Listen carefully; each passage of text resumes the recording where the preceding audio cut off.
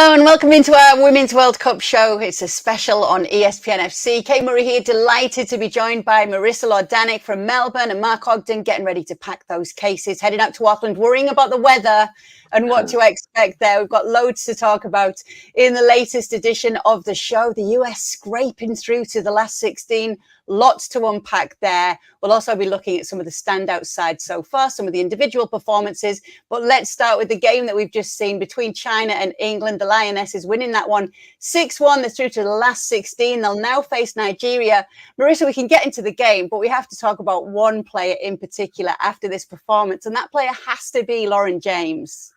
She is unbelievable. I have run out of words for her and what she does on a football pitch. This performance alone, 2 goals, 2 assists in a single game, also had plenty of goals and assists coming into this matchup as well. She is a freak in the best possible sense of the word. I mean it so much as a compliment. It is an absolute joy to be able to watch her do her thing as a neutral. So I want more of it. I want more Lauren James at this World Cup. Absolutely. I think we all do as well. And I think Sarina Wiegman absolutely will too. What's been the reaction to what we've seen? Obviously, you're just seeing it there at the moment, Mark, but that is 3 wins for the Lionesses now. Maybe a bit of a slow start, but getting done what they need to do. And this more of a statement performance from them today. Yeah, the first couple of games were, I think Dow was probably a bit overdoing it, but it was very difficult to kind of get any sense of momentum with England. But today, you know, scoring 7 goals against any opponent in the World Cup is a big deal. But China are one of the stronger middle-ranking nations, shall we say. So I think to beat China with 7 goals is a real statement, especially coming on the back of the US game this morning when the US were really unconvincing. I think we needed a team to step out. And obviously, we've seen Japan have been pretty strong, but I think England, we needed to see England to do that. Obviously, reigning European champions. Today was a statement from England that they are ready to go. They've lost a few players with injury, but today they looked a strong team. And I think it bodes well. It'll boost confidence and boost optimism that they can go all the way. Let's get word from Julien. I was worried that he was going to be a little bit jet lagged, but he is with us. He's joining us now. There he is from Sydney. Hiya, Jules. How are you doing? What have you made of England? What we've seen from England here? I think the worst thing I've heard since I've arrived here a week ago is what Mark just said about this win boosting England. I mean, China are a terrible team. They were shockingly bad tonight. I mean, I'm not sure how much you can take away from the game tonight, apart from Lauren James, and I completely agree on what Marissa said, that she's amazing. She's the best player in this World Cup so far, but come on, it's China. Okay, so obviously Sarina Wiegman had to make some changes though, Jules, today. So you can't take a positive away from that in the fact that it's worked out for them, even though the opposition is China today. No, it's a good win. It's always good to win, of course. You get to see other players. Lauren James, for sure, individually, a performance like that will boost her. It's a good goal for Russo. She needed that goal really badly. But I just don't think that on a game like this, you can take a lot away in terms of what we've learned from that formation or that combination or this player, this and that. It's just they were qualified already. They're going in as a top spot in the group, which is good. They know they're going to face Nigeria, who are much better than probably any team they've played so far. So it'd be very interesting, I think, to see what happens in that last 16 in a game where the opposition will be far more aggressive, far more physical, far better even with the ball technically, and maybe England will win, and that's when they have to step up in this last 16 game against Nigeria. But it's just on the game, it was more to tease Augie more than anything else. But it's just, I just don't know how much you can learn really from a game like that, considering how poor the opposition was. I think, look, I mean, Jules is probably a bit jet lagged, as he said. I think you can tell by the curtains. He looks, he's probably trying to get jealous or jet lagged. You know what time it is for us now? I don't think you realise what time it is for us.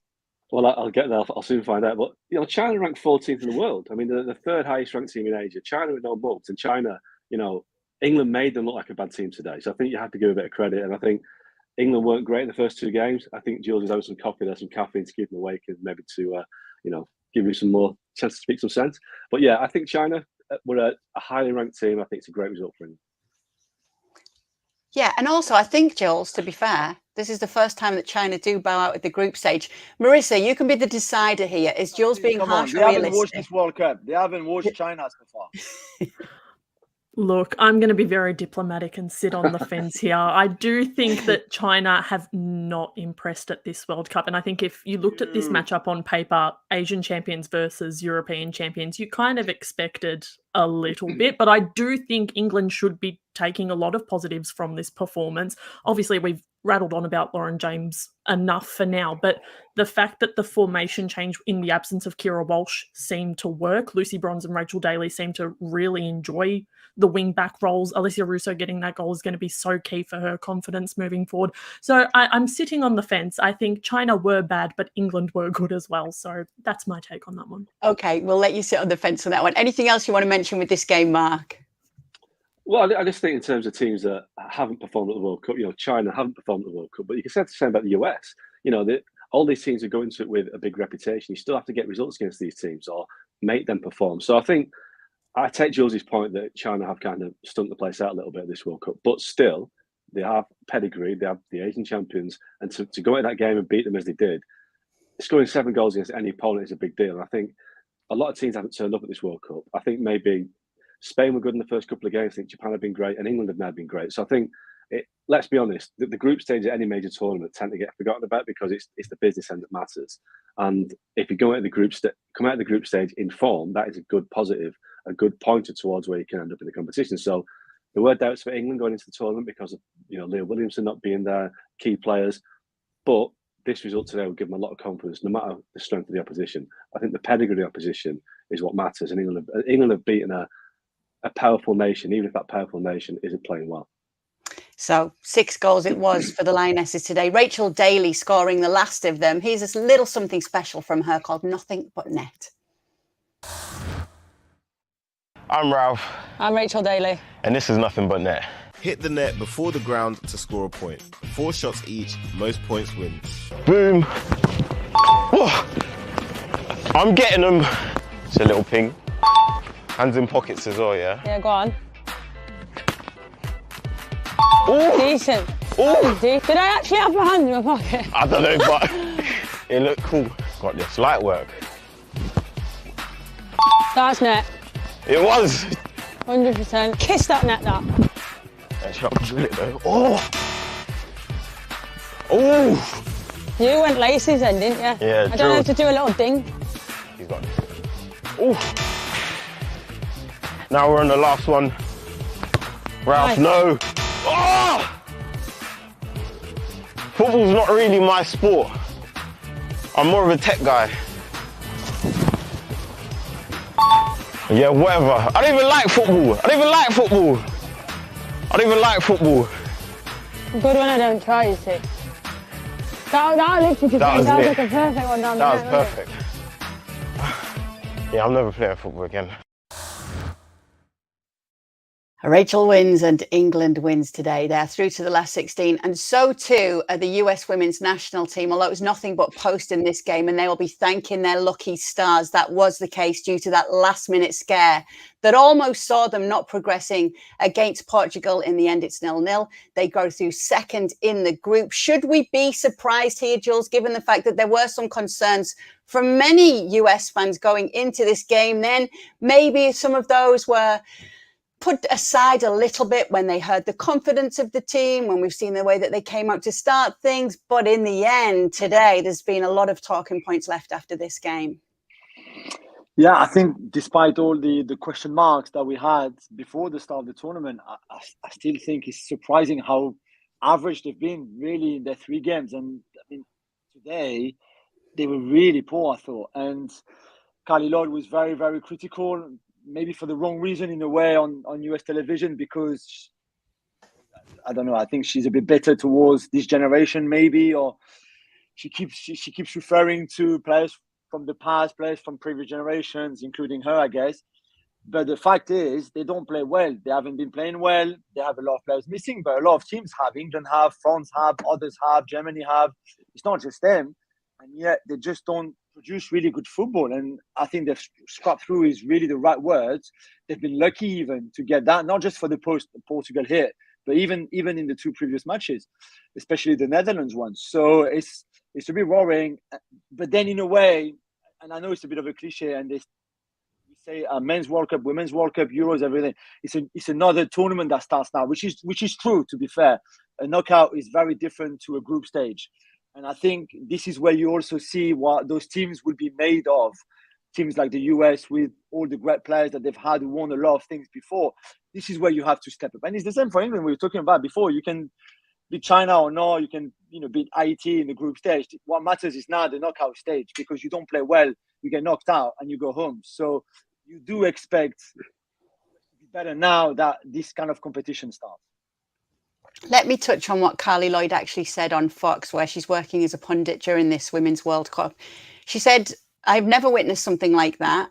To be dancing, to be smiling. I mean, the player of the match was that post. You're lucky to not be going home right now." She called them uninspiring, disappointing, talking about them being individuals. It was put to Vlatko Andonovski in a press conference afterwards. He said to question the mentality of this team, to question the willingness to win, to compete.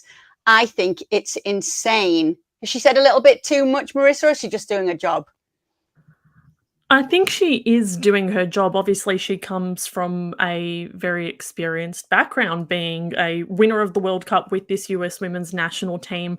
I do think there's a fair bit of validity to the point about the individuals, because that wasn't just something that she was saying. That seemed to be a lot of the chat surrounding the reaction to this performance, about how any kind of chance the US did have came off the back of an individual burst forward or play or movement or whatever it was. There doesn't seem to be any sort of cohesion happening there. And I think there is a little bit of concern. Like, I agree with Jules that obviously we're moving into a new stage of the tournament and it almost is like a restart.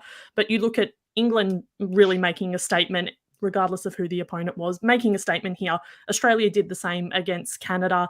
Norway did the same in Group A. They kind of started to kick into gear once they got into this third group stage game. The US have 2 draws in their last 2 games at this World Cup. So I don't feel very confident kind of looking at what they're producing. So I think Carly was right in some points, but yeah, there's always I suppose an asterisk when it comes to what she is saying.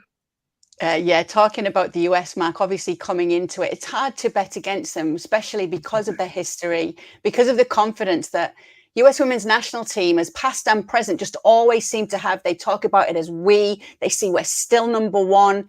Do you think there will be some fears in that camp, or are you seeing what Jules is saying, and that, right, the tournament starts now, we're going into the last 16, and this is a chance to reset, and let's remember who we are? Well, I think that the US history is a strength and their weakness, because they can either use it as a motivation to say that we've been in situations before, we are the best team, we can beat anybody in our day, we've got winners.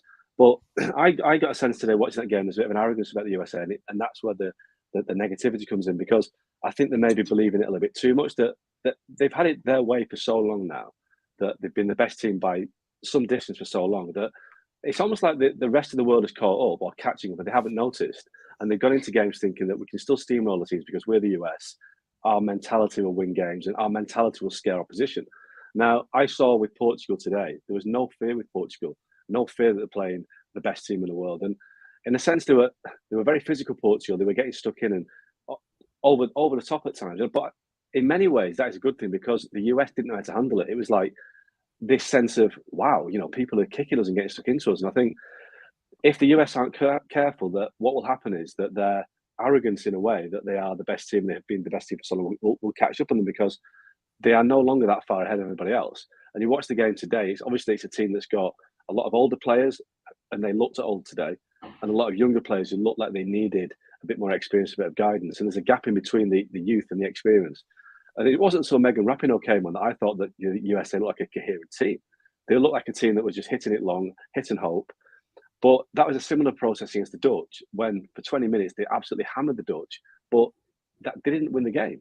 So they either take the step that Jules says, it becomes a tournament now where it's a knockout game, and they revert back to this unbeatable winners mentality, or they get caught out because they've got a tough route to the final, and the teams that they will face will not be scared of them as they used to be. So if they don't ditch the arrogance and get some humility and realise that they are no longer so far ahead, they will get beaten.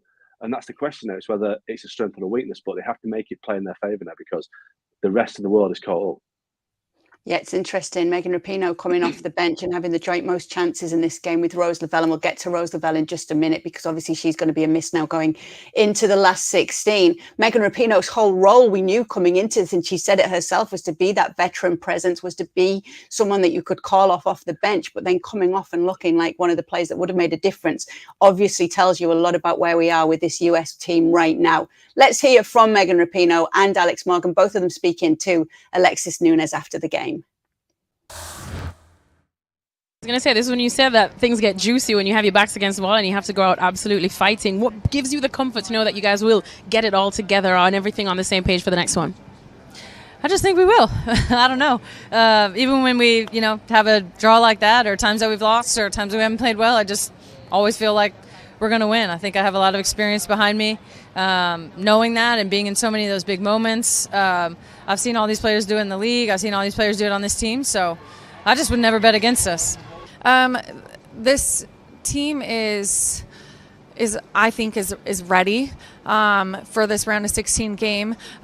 These players have shown so much in the last couple of games, and I think that it's the veteran players and continuing to instill confidence in this team.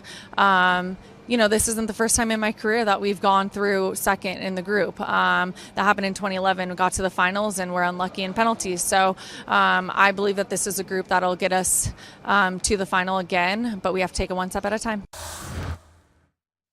Looking at that, Jules, obviously Megan Rapinoe, they're saying, I just feel we will. Alex Morgan saying we've got to take it one step at a time. Is it arrogance or is it just confidence and a winning mentality despite what's happened in these last two games? Maybe a bit of both. I agree with Oggy though. I think they have that kind of mentality of like, we are the US. We can, we don't worry. We will go and do the job, and we will do this and do that. And Rapinoe, to be fair, when Alexis asked the question, she was like, I don't know. I think we will, because as in like this is what we do, but maybe not this time. There's part of me sometimes, and the Vlatko presser today was a bit like it felt he was a bit in denial. It felt like Rapinoe was a bit in denial from what we've just heard. Denial in the sense that maybe they just don't realize how either the others have caught up in a way and are much better than maybe the US expect or can even see. And maybe that they themselves are not as good as maybe they think they are. When they're going to play Sweden, and Sweden have been good in this World Cup so far. They're the best team on set pieces, for example, both offensively and defensively. They can cause them a lot of trouble. And then if they go through that, and there's a big if, then potentially it would be Japan, or nowhere but Japan, who've looked amazing against Spain and destroy them. And it's not going to be easy. And like we said, maybe they will step up, and maybe they will finally realize that they need to step up. Otherwise, they're going to go home next week, which would be a huge shock if they get knocked out in the last 16. But there's part of me who thinks that they seems all to be in denial, just thinking, oh, it's okay, don't worry, we've done it before, we can do it again. Like Oggy said, it might just not be like that. One of the players as well who we mentioned, Marissa, Rose Lavelle, getting the yellow card in this. First of all, what did you make of this moment and the fact that they won't now have her in the next game? Because going into the tournament, there was a big ask as to whether she would be playing. We've seen her playing, but now we know for sure she won't be in this next game. Yeah, I think we can't understate how massive that is as a piece of news for this US team, because I think in that first game they definitely missed her, and we saw how much she brought once she was on the field in that game against the Netherlands. So the fact that she did get that yellow, she won't be available, I think we really can't kind of downplay how huge an absence she's going to be, because we know what she does at World Cups. She's so good at this level and on this stage. I'm really curious to see whether this means Savannah DeMello returns to the starting 11, because she was starting in those first two games for the US, but obviously got hooked, and Lavelle had kind of started ever since. But yeah, I'm really curious to see how they actually adapt to that, because it seems like DeMello maybe isn't quite ready for the World Cup level. And if you need people to really be pulling out the big guns in what's going to be an absolutely classic contest against Sweden, because it always is the US and Sweden at World Cups, it's going to be really interesting to see. But yeah, I don't know how they actually fill the Rose Lavelle hole at this point in time.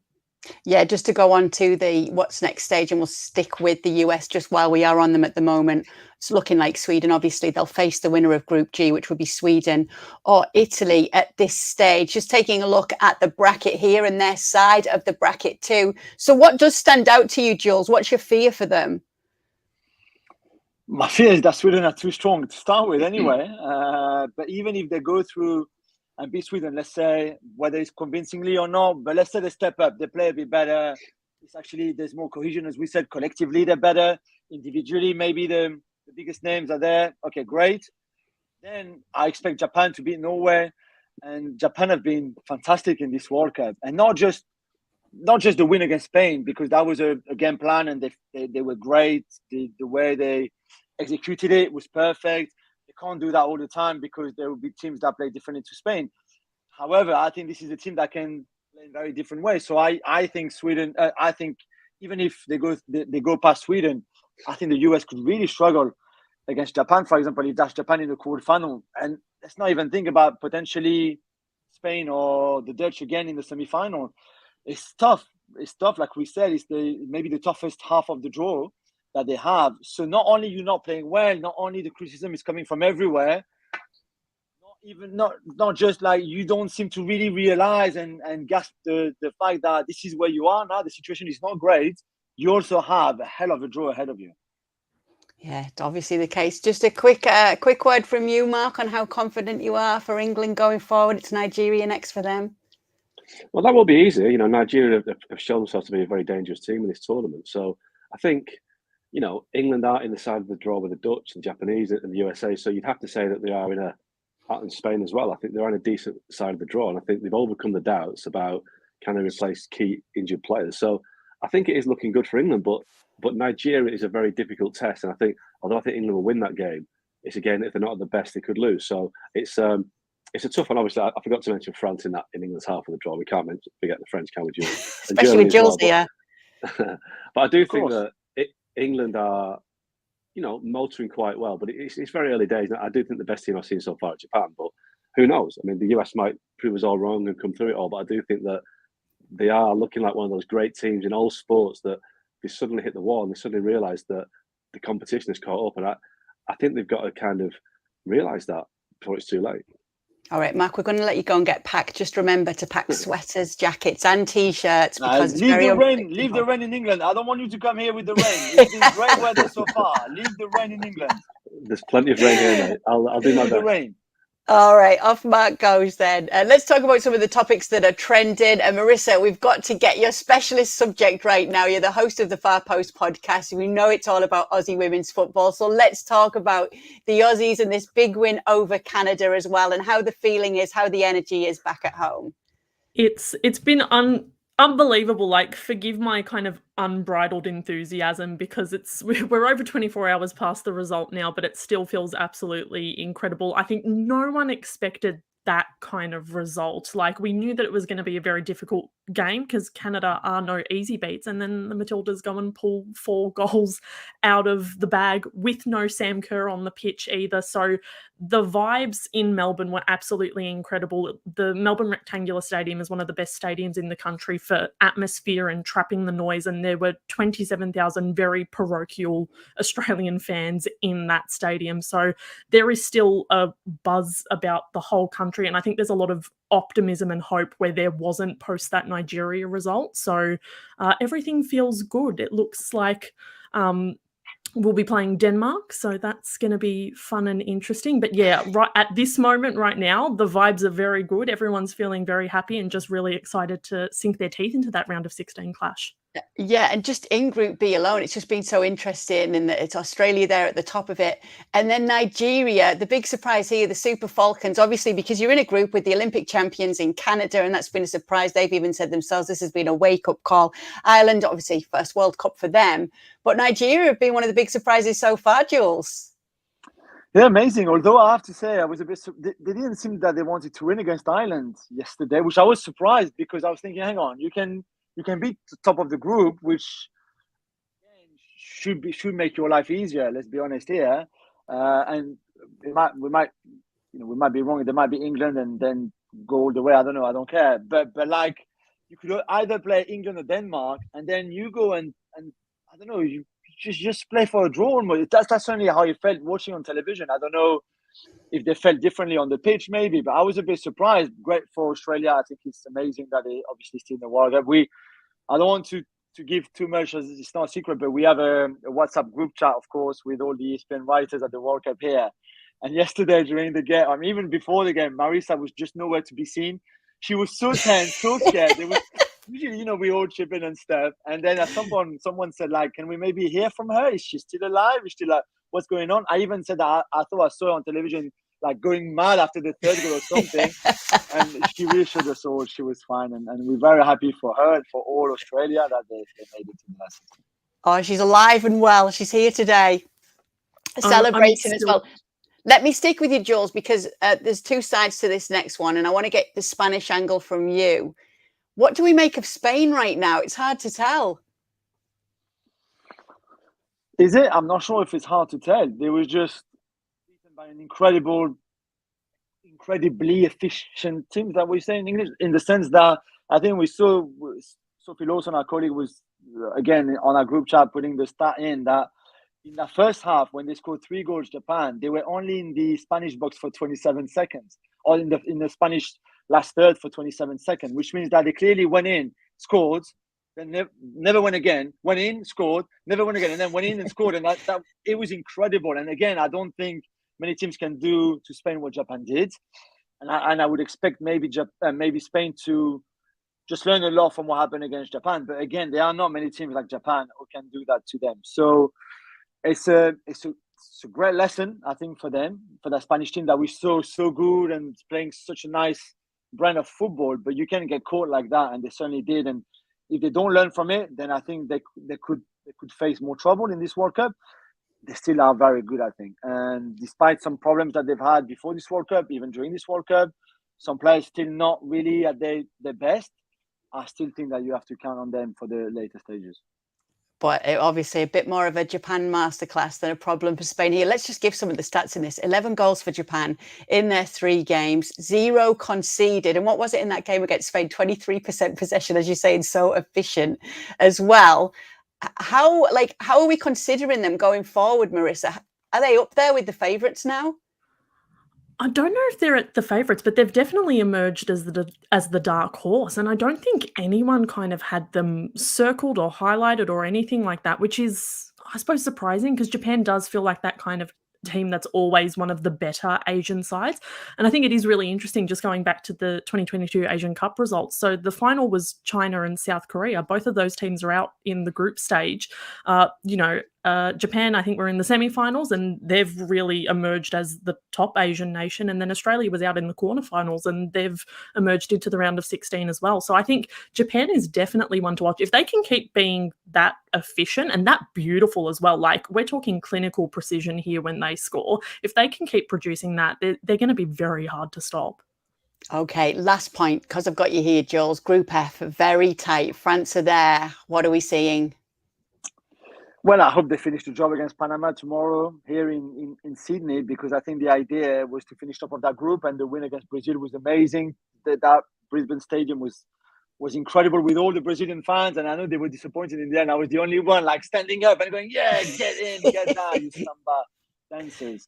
But the idea was to finish top to avoid Germany in the last 16. It looks like Germany are going to finish second. So now we will have a France-Germany incredible game in the last 16 that is really... could see either team win. You could even say that I think Germany would be slightly favorite.